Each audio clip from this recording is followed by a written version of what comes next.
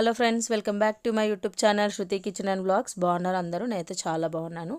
And ఈరోజు video వచ్చేసి బొరుగులతో ఉగ్రాని ఎలా చేసుకోవాలో చూపిస్తున్నాను. కొంతమంది ఉగ్రాని అంటారు, ఉగ్గాని అంటారు, ఎవరిష్టం వాళ్ళది. మా ఇంట్లో అయితే ఉగ్గాని అంటాము. సో దానికోసం వచ్చేసి చాలా టేస్టీగా ఉంటుంది. సింపుల్ ప్రాసెస్లో చూపిస్తున్నాను. ఈవెన్ వంట రాని వాళ్ళు కూడా అంత ఈజీగా చేసేసుకోవచ్చు. పక్కా కొలతలతో చూపిస్తున్నాను. దానికోసం 3 పచ్చిమిర్చి తీసుకున్నాను. 2 బిగ్ సైజ్ ఆనియన్ తీసుకొని ఇట్లా స్లైసెస్లా కట్ చేసుకున్నాను. ఒక నిమ్మకాయ సైజ్ అంత చింతపండు తీసుకొని నానబెట్టుకున్నాను అనమాట. యాక్చువల్గా ఇన్ కేస్ కావాలి అనుకుంటే లెమన్ పిండుకోవచ్చు, బట్ ఇన్స్టెడ్ ఆఫ్ చింతపండు ప్లేస్లో. బట్ అంత టేస్టీగా అనిపించదు. చింతపండుతో చాలా బాగుంటుంది. ఒకసారి ట్రై చేసి చూడండి.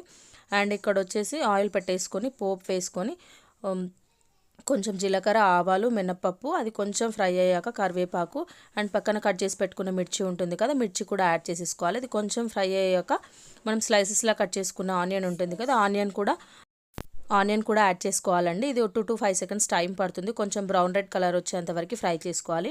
అండ్ నేను ఇక్కడ పసుపు కూడా యాడ్ చేశాను, చెప్పడం మర్చిపోయాను. ఇన్ కేస్ నేనైతే స్టార్టింగ్లోనే యాడ్ చేశాను.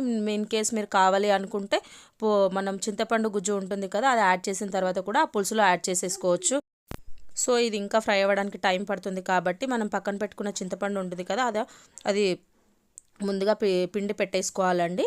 అది కొంచెం ఫ్రై అయ్యాక, ఆనియన్ మొత్తం ఫ్రై అయ్యాక మనం చింతపండు గుజ్జు పిండి పెట్టుకుంటాం కదా, అది దీంట్లో యాడ్ చేసేసేయాలి.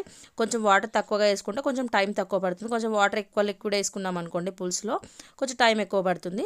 దానికి సరిపోని చూసేసుకుంటే సరిపోతుంది. అండ్ నా చింతపండు మొత్తం పిసికి పెట్టేసుకున్నాను. పిసికేసి దీంట్లో యాడ్ చేస్తున్నాను. యాడ్ చేసిన తర్వాత అండ్ నాకైతే ఇక్కడ ఒక 1 tablespoon సాల్ట్ యాడ్ చేశాను, సరిపోతుంది దానికి అది. అండ్ తర్వాత మెయిన్ ఇంగ్రీడియంట్ దీంట్లో వచ్చేసి పుట్నాలు అండి. నేనైతే 1 cup పుట్నాలు తీసుకున్నాను. అండ్ 1 cup పుట్నాలు తీసుకొని మిక్సీ పట్టేసుకున్నాను. అండ్ పులుసు ఉడకడానికి కొంచెం టైం పడుతుందండి, మొత్తం దగ్గరికి అయ్యేంత వరకు ఉడికించుకోవాలి. సో అది అయ్యేలోపు ఇది ప్రాసెస్ చూద్దామన్నట్టు కొంచెం పుట్నాలు మిక్సీకి వేసేసుకొని పౌడర్స్ ఫైన్ పౌడర్లా చేసేసుకోవాలి.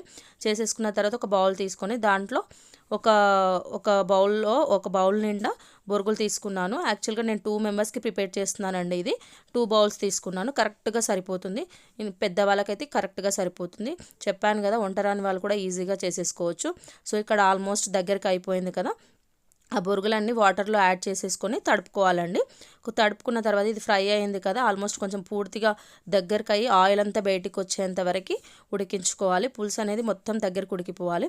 తర్వాత మనం పక్కన పెట్టుకున్న బొరుగులు ఉంటాయి కదా, ఆ బొరుగులో కూడా కొంచెం మెత్తపడతాయి వాటర్లో యాడ్ చేసిన తర్వాత. అవి కూడా దీంట్లో యాడ్ చేసేసుకొని మనం పక్కన పెట్టుకున్న పుట్నాల పొడి ఉంటుంది కదా, అది యాక్చువల్గా కారం యాడ్ చేసింది కాదు, ప్లెయిన్ పుట్నాల పొడిది. చాలా టేస్టీగా ఉంటుంది. చాలా టేస్ట్ ఇస్తుంది. ఇది మెయిన్ ఇంగ్రీడియంట్ ఇదే అండి, చాలా బాగుంటుంది. ఇన్ కేస్ ఇది యాడ్ చేయలేమంటే ఆ టేస్టే ఉండదు.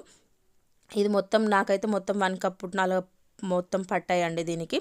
ఈ పౌడర్ మొత్తం ఫైన్గా పేస్ట్ చేసుకున్న తర్వాత మొత్తం దీంట్లో యాడ్ చేసేసేయాలండి. చాలా టేస్టీగా ఉంటుంది. యాక్చువల్గా దీని కాంబినేషన్ అయితే మిరపకాయ బజ్జీ అయితే ఎక్సలెంట్గా ఉంటుంది అండ్ చాలా టేస్టీగా ఉంటుంది. ఒకసారి ట్రై చేసి చూడండి. మీలో ఎవరైనా ఫస్ట్ టైం నా ఛానల్ చూస్తున్నట్టయితే please do like, share and subscribe to my channel. Thank you for watching. Bye.